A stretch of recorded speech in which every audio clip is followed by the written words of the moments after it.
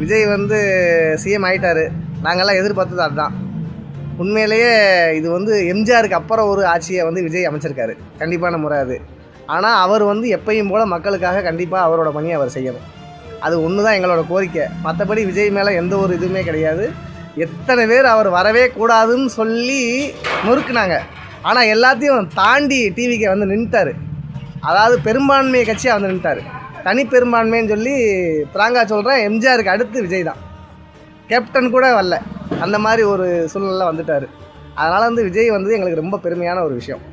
அவர் வந்து எப்பயும் போல் மக்களுக்கான பணியை அவர் சொன்ன மாதிரி சொன்னதை செய்யணும். அது மட்டும்தான் எங்களோட கோரிக்கையை தவிர வேறு எதுவுமே இல்லை. மற்றபடியெல்லாம் சந்தோஷம்தான். ஆமாம்,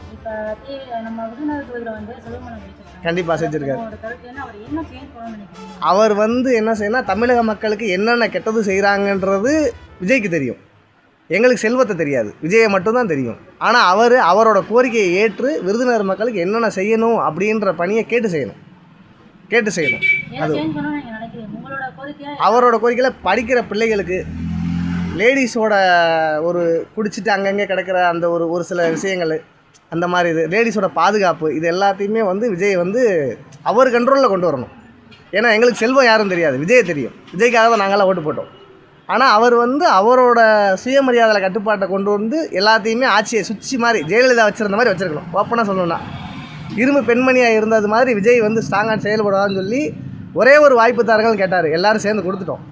அவர் தான் இன்னுமே செஞ்சு காட்டணும், வேறு எதுவுமே இல்லை.